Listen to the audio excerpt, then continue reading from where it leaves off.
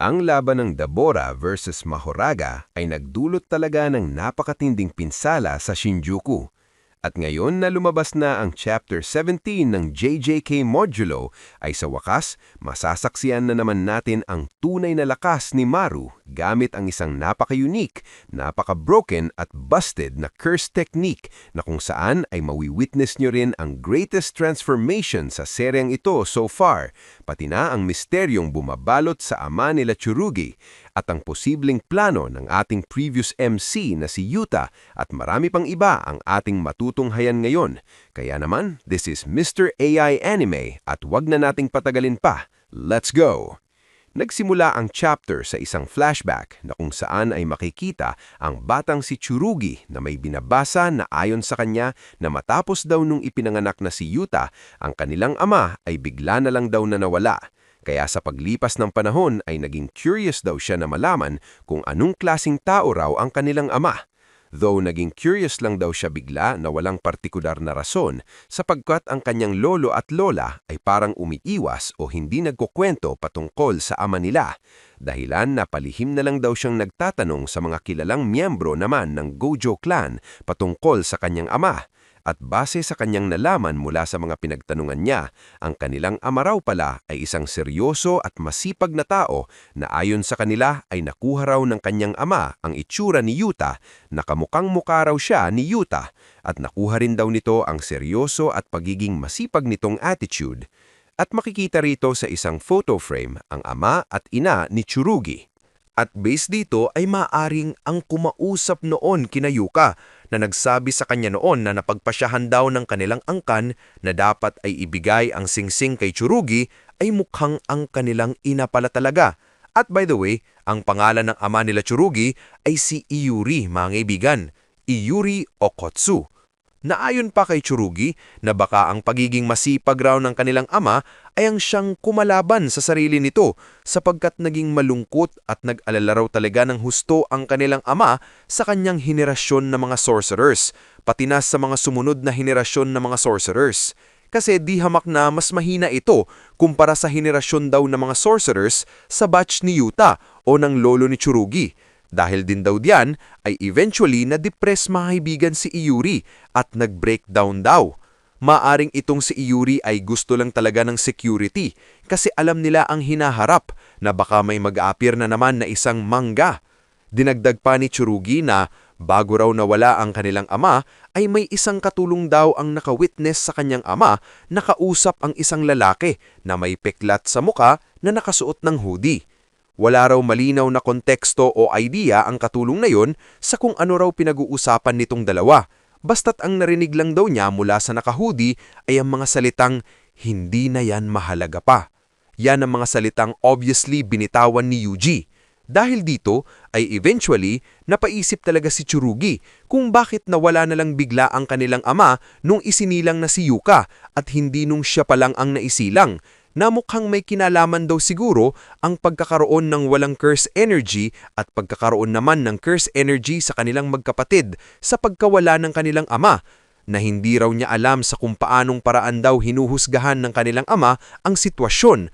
Pero sa tingin niya, nung isinilang na raw si Yuka, ay dun daw nakaramdam siguro ang kanyang ama na parang tapos na ang role nito, kaya ay parang umalis na lang ito. Tanong pa ni Tsurugi, paano kung siya raw ang ipinanganak na may curse technique? Hindi na ba raw kaya masisilang si Yuka? Paano kung wala rin naman daw curse technique si Yuka? Hindi ba kaya mawawala ang kanilang ama? Ang mga thoughts na yan, mga kaibigan, ay napaka-interesting kasi it is somewhat ang pagiging obsessed ni Iyuri na dapat ay may malakas talaga sa kanilang henerasyon o sa henerasyon ng kanyang anak. It is somewhat parang nagtulak sa kanya na makipag-usap kay Yuji na maaaring humigi siya ng pabor kay Yuji at siya'y pinayagan nito for some reason. Kaya ipinasa kasamay niya na lang sa kanyang sarili ang kanyang kagustuhan na somewhat ay magkaroon ng malakas talaga na sorcerer sa kanilang henerasyon o sa henerasyon ng kanyang anak. At may isang teorya na kumakalat ngayon na ang dahilan daw kung bakit nawala ang ama ni Tsurugi matapos ang pagsilang ni Yuka ay dahil originally wala daw sanang curse technique si Yuka. However, somewhat parang may ginawa raw ang ama nito para magkaroon ng curse technique si Yuka. At yan ay ang pakikipag-deal daw kay Mahito. Kasi matatandaan na nagpakita saglit si Mahito sa previous chapter at may hinahanap na isang lalaki. So possible, gamit ang curse technique ni Mahito na kayang mag-alter ng utak ng isang tao at mabigyan ito ng curse technique, si Yuka ay nagkaroon ng curse technique na 10 Shadows. However, maybe nagkaroon ito ng consequence at yan ay ang pagtubo ng tumor sa utak ni Yuka. Kaya posible na due sa guilt ay umalis noon ang ama ni Tsurugi at tuluyang na naglaho dahil sa kanyang ginawa sa anak nito na ipinorsa niya ang possessions nito na napakalakas na curse technique. Posible na nagbalik na talaga si Mahito for the past decade. Yan ang isa sa mga teorya na kumakalat ngayon. Sa case ni Yuji ay maaring may ini-insist ang ama nila Tsurugi dito sa scene na ito. Judging from his mannerisms, however, posible na sinabihan lang siya ni Yuji na hindi na yan mahalaga pa. Maaring ang pagkakaloon kasi ni Iuri ng seryosong ugali na nag-lead sa kanya sa depresyon dahil sa mahina ang sorcerer sa kanilang henerasyon ay siyang nagpakurap naman sa kanya. At in this scene mga kaibigan ay binigyan siguro siya ni Yuta ng practical advice na reality. Kaya one of the possible reason na paano matukoy ngayon si Yuta ay maaring hinahanap niya pa si Yuri o hinahunt naman si Mahito. For now, speculations lang yan. Balik dito kay Tsurugi. Ayon sa kanya na ang istorya raw patungkol sa kanyang ama ay dapat daw na hindi raw malaman ni Yuka. Pero matalino raw si Yuka kaya siguro ay maaaring alam na rin ni Yuka ang tungkol dito. Nabalik sa present, makikita naman si Tsurugi na tumilapon. Sinubukan naman ni Tsurugi pigilan ng momentum sa pamamagitan ng pagkapit dito sa building, subalit habang nakakapit pa siya ay maya-maya pang nag-crack naman ng glass ng building dito sa kanyang likod. Nasabi sa isipan ni Tsurugi na as always, hindi pa rin daw niya nagigets ang curse technique ni Maru. Sabay makikita ang pag-attempt ni Maru ng saksak sa likod ni Tsurugi na naiwasan naman ito. Magkasabay namang bumagsak itong dalawa na kung saan ay makikita na sumugod kaagad itong si Maru dito kay Tsurugi, kaya agad na rin naghanda si Tsurugi gamit ang kanyang curse tool. Subalit inactivate na naman ni Maru ang kanyang curse technique dahil na umikot na naman ang paligid at nawala na naman ang balanse si Tsurugi. Nasabi sa kanyang isipan na this time ang langit at ang lupa ay... Habang iniisipan ni Tsurugi ang mga bagay na yan, ay agad namang naghanda si Maru at gumawa ng atake na nadepensahan naman ni Tsurugi. Habang minimaintain ngayon ni Tsurugi ang kanyang ground, ay sabi sa kanyang isipan na ang langit at lupa ay nagagawang masira raw sa current state nito gamit ang curse technique ni Maru. Kung kaya't umikot naman si Tsurugi para matanggap niya ang espada na hawak-hawak ni Maru at nagtagumpay naman siya. Sa planong yan, napati nga ang kanyang katana ay nabitawan niya. Subalit nang inintay niya muna ang kanyang balanse, ay inatake siya kaagad ni Maru ng isang napakalakas na sipa na nagpahulog kay Tsurugi sa langit. Sapagkat binaliktad nga ni Maru mga kaibigan ng langit at lupa at makikita ngayon si Maru na naghahanda na naman ng isang atake. Midir na sabi nito kay Tsurugi na mukhang panalo na ako. Sagot naman ni Tsurugi, mukha nga, pero kung meron man daw kahit 1% tsansa na pwedeng mailigtas si Yuka, ay susugal daw siya dyan. Gaya na lang daw kay Maru na ganun din daw iniisip nito. Nasabi naman ni Maru na gaya mo rin. Sabay dito, na nga niya sinuntok si Tsurugi na sa sobrang lakas ng suntok ay tumalsik si Tsurugi sa isang gusali na nasa malayo. Makikita naman na namuti talaga ang mga mata ni Tsurugi, ngulit hindi pa tapos si Maru, sapagkat makikita na nakalutang siya ngayon at kinokontrol lang napakaraming kotse na may nakakatakot na mukha mga kaibigan. Sa ina-activate niya pa niya ang lahat para madurog talaga. Ang ataking to ay bumuo naman ng matinding pagsabog. Subalit bakas sa mukha ni Maru ang awa. Parang naawa siya mga kaibigan kasi itinuring niyang kaibigan si Tsurugi. Matapos niyan ay makikita naman si Tsurugi na nakahandusay na. Nasabi sa iniisipan na kung ipinanganak ka na nagtataglay ng kadakilaan at nagkaroon ng dakilang kamatayan, ay surely ang bagay na yan ay something to be proud of. Pero sa kanyang parte ay hindi daw siya tumatanggap sa ganitong fate. Kasi kahit ordinaryo o gaano kalinaw na klase ng buhay pa yan, as long as buhay pa raw ang lalaking yon at nag-i-exist somewhere, para sa kanya ay sapat na raw yan na hindi niya matanggap ngayon ang kanyang kamatayan. O mamamatay lang siya ng ganito. Maaring nagre-refer siya sa kanyang ama mga kaibigan. Maya-maya pa ay makikita na bigla namang lumiwanag ang sinsing ni Yuta at mas tumindi pa talaga ang liwanag dito.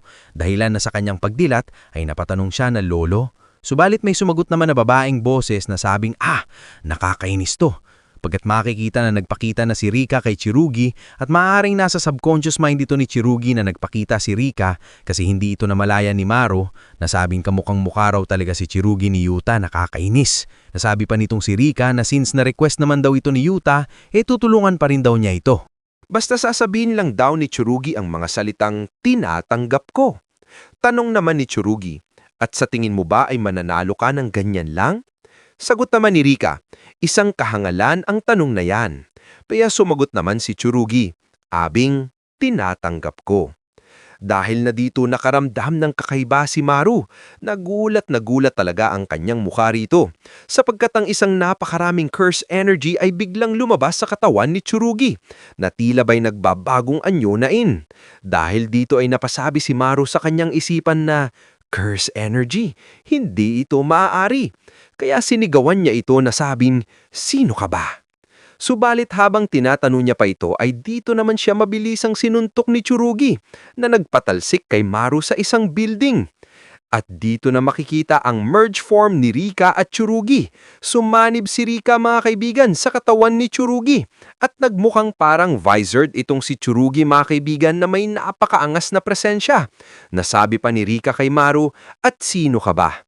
Makikita naman na nasangga pala ni Maru ang suntok na yon. Nasabi naman ni Tsurugi kay Rika na naa-appreciate naman daw niya ang pagtulong nito sa kanya pero huwag daw itong magsalita basta-basta. Nasabi naman ni Rika, ang pilyo mo . Sasabihan daw niya si Yuta tungkol dito dun sa langit. Sagot naman ni Tsurugi, ikaw ba talaga yung tipo na napupunta sa langit? Sagot naman ni Rika, seryoso ginagalit mo talaga ako. So grabe ang tindi men! What a chapter! Napakaangas ng transformation na ito. Imagine, lalaking gifted with physical prowess ang nagkaroon naman ngayon ng napakaraming curse energy dahil kay Rika. And the question is, kaya ba ni Rika na makapag-perform ng copy o magamit ang previous copied curse technique? Na ang Rika din ba na ito ay maaaring may marami ring curse tool gaya nun? At ano kayang conditions ng transformation na ito na 5 minutes lang din ba ang limit nito? Gaya nung kay Yuta na kung isasama niyang fully manifested form na Rika, may 5 minutes limit na lamang siya. And so much more pa talaga ang questions dito. Kaya nakaka-excite talaga sa kung anong mangyayari dito sa laban na ito na tumulong na ngayon si Rika. At ano na rin kaya ang nangyayari ngayon sa laban ni Dabura at Mahuraga. So grabe, nakaka-excite talaga ang susunod na chapter kasi dito man natin tatapusin ang video sa last panel na ito. At kung nagustuhan mo huwag mo sanang kalimutang mag-iwan ng like at subscribe dahil napakalaking tulong na niyan para sa ating channel. Maraming salamat. This is Mr. AI Anime and see you guys again on my next video.